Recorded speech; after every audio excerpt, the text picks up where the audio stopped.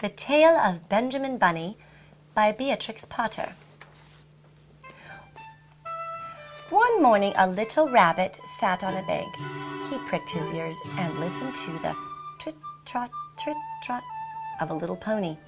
A gig was coming along down the road, and it was driven by Mr. McGregor, and beside him sat Mrs. McGregor in her very best bonnet. As soon as they passed little Benjamin Bunny, slid down into the road and set off with a hop and a skip and a jump to call upon his relations, who lived in the wood at the very back of Mr. McGregor's garden. That wood was full of rabbit holes, and in the neatest, sandiest hole of all lived Benjamin's aunt and his cousins, Flopsy, Mopsy, Cottontail, and Peter. Old Mrs. Rabbit was a widow. She earned her living by knitting rabbit wool mittens and muffetees. I once bought a pair at a bazaar. She also sewed herbs and rosemary tea and rabbit tobacco, which is what we call lavender. Little Benjamin did not very much want to see his aunt. He came around the back of the fir tree and nearly tumbled upon the top of his cousin Peter.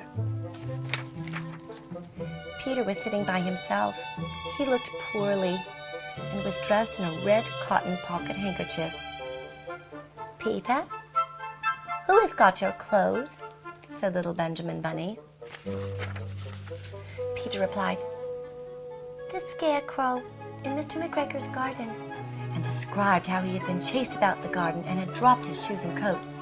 Little Benjamin Bunny sat down beside his cousin and assured him that Mr. McGregor had gone out in a gig, and Mrs. McGregor was gone also, and certainly for the day, because she was, of course, wearing her very best bonnet. Peter said he hoped it would rain. At this point, old Mrs. Rabbit's voice was heard inside the rabbit hole calling, "Cottontail, Cottontail, fetch me some more chamomile." Peter said he thought he might feel better if he went for a walk. They went hand in hand and got up on top of the flat wall at the bottom of the wood. From here, they looked down into Mr. McGregor's garden. Peter's coat and shoes were plainly to be seen upon the scarecrow, topped with old tam-o'-shanter of Mr. McGregor's. Little Benjamin said, "It spoils people's clothes to squeeze under a gate. The proper way to get in is to climb down a pear tree." Peter fell head first, but it was of no consequence, as the bed below was newly raked and quite soft. It had been sown with lettuces. They left a great many odd little footmarks all over the bed, especially since Benjamin Bunny was wearing clogs. Little Benjamin said that the first thing to be done was to get back Peter's clothes in order that they might be able to use the pocket handkerchief. They took them off the scarecrow. There had been rain that night, and there were water in the shoes, and the coat was somewhat shrunk. Benjamin tried on the tam-o'-shanter, but it was too big for him. Then he suggested that they should fill the pocket handkerchief with onions, a present for his aunt. Peter did not seem to be enjoying himself. He kept hearing noises. Benjamin, on the contrary, was perfectly at home and ate a lettuce leaf.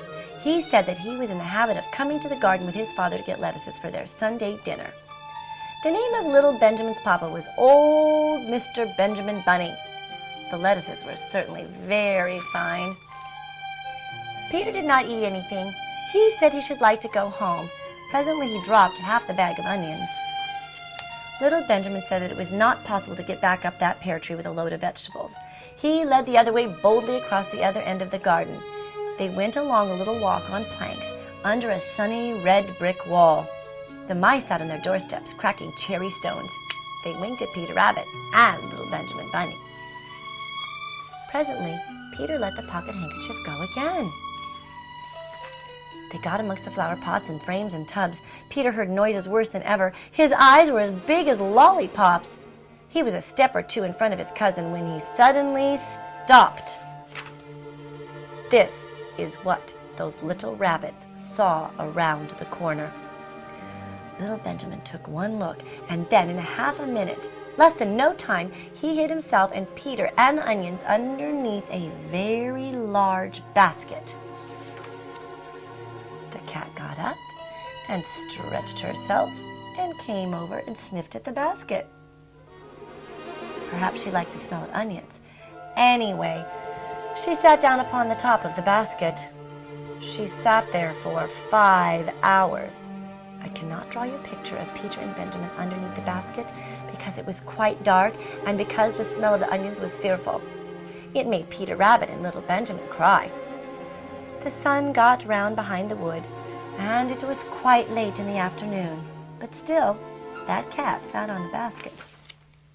At length there was a pitter-patter, pitter-patter, pitter-patter, and some bits of mortar fell from the wall above. The cat looked up, and she saw old Mr. Benjamin Bunny prancing along the top of the wall on the upper terrace.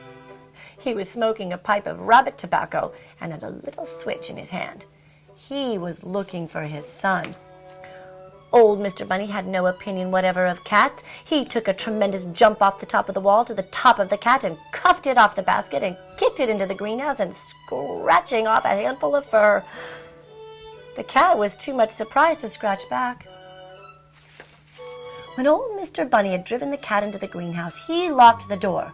Then he came back to the basket and took out his son Benjamin by the ears and whipped him with the little switch. Then he took out his nephew Peter. Then he took out the handkerchief of onions and marched out of the garden. When Mr. McGregor returned about half an hour later, he observed several things which perplexed him. It looked as though some person had been walking all over the garden in a pair of clogs. Only the footmarks were too ridiculously little. Also, he could not understand how the cat could have managed to have shut herself up inside the greenhouse, locking the door upon the outside. When Peter got home, his mother forgave him because she was so glad to see that he had found his shoes and coat. Cottontail and Peter folded up the pocket handkerchief, and old Mrs. Rabbit strung up the onions and hung them from the kitchen ceiling with the bunches of herbs and the rabbit tobacco. The end.